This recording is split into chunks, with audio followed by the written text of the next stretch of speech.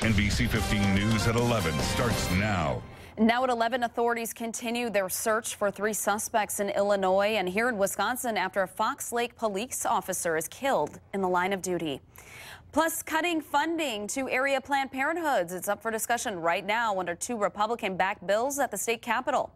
And Donald Trump and Bush go head-to-head in a war of words. Good morning, everyone. I'm Ashley Matthews. Christina's off today, hot and humid for our midweek forecast, and that humidity looks like it's going to be sticking around for a bit. Chief Meteorologist Charlie Shortino joins us now with more on today's forecast. How's it looking, Charlie?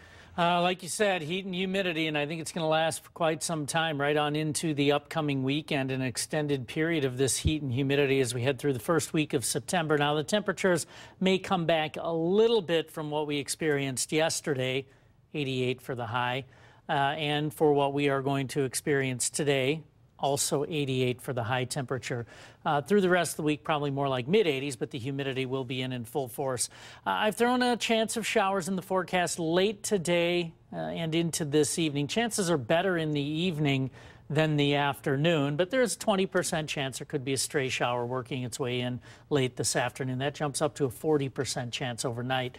So we'll talk about that. We will also look ahead to what is going to be a holiday weekend. We'll look at that forecast as well in just a few minutes.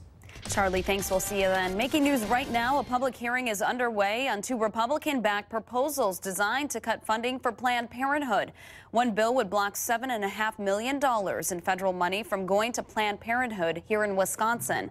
A second bill would restrict how much Planned Parenthood can be reimbursed for prescription drugs from the federal government.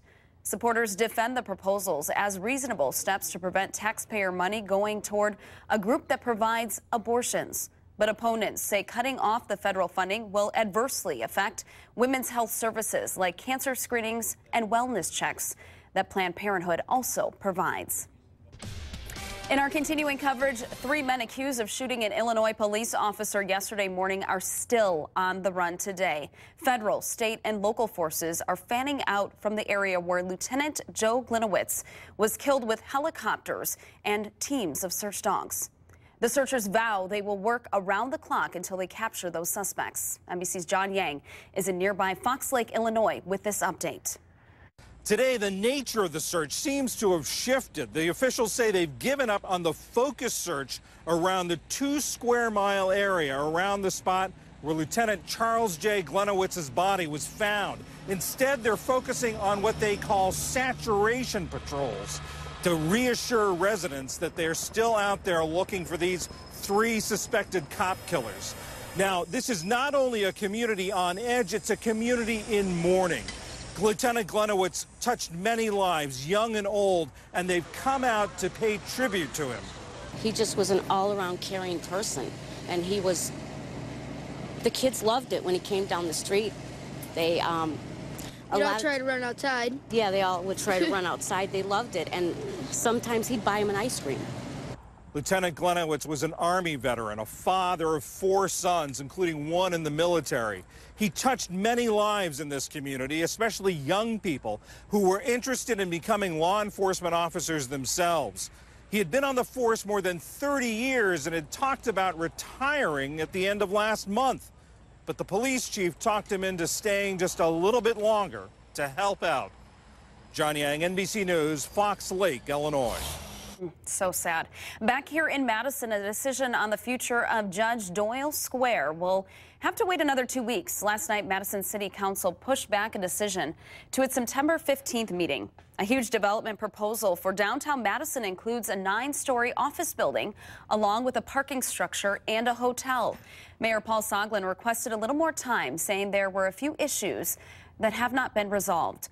The council president says it wouldn't be responsible to vote on a matter without having all of the information. This is a very big decision, and so we want to make sure that we're making the most informed decision we can for the residents of this city. Developers still hope to begin construction this December. Now, not far from that site, the homeless and their supporters are wondering where to turn next. The City-County Liaison Committee approved a loitering ban outside the City-County building Monday night. Starting October 1st, it will be illegal for homeless people to camp outside the facility The issue will not need approval from the full city council. Happening around the nation, protesters are rallying outside a Baltimore courthouse as pretrial hearings for 6 police officers get underway. Demonstrators demanded justice for Freddie Gray, who died after suffering a spinal injury while in police custody in April. 6 officers are charged in connection with Gray's death. Just moments ago, the judge refused a motion to dismiss charges against the officers. A county clerk in Kentucky is back on the job this morning. Kim Davis faces a possible fine and even jail time as she continues to defy a U.S. Supreme Court ruling forcing her to issue same-sex marriage licenses. Davis is refusing to issue any marriage licenses since the high court's decision came down. She says she has a sincere religious objection to same-sex marriage. Now to the bitter war of words between leading Republican contenders Jeb Bush and Donald Trump. It's heating up, and it doesn't look like it's going to end anytime soon. NBC's Hallie Jackson is in Washington with that story. The GOP war of words now escalating with the new intensity from Jeb Bush, delivering one of his hardest hits yet against Donald Trump in this new video. I am pro-choice in every respect, and as far as it goes. As far as single payer, it works in Canada. It works incredibly well in Scotland. This is not a guy who's a conservative, and using his own words is not a mischaracterization. Bush on offense in 2 languages. Si no estás totalmente en acuerdo con él, eres idiota. Bush wants to define Trump as a Democrat. That's the way Bush and many in the Republican establishment see as a way for Trump to be taken down.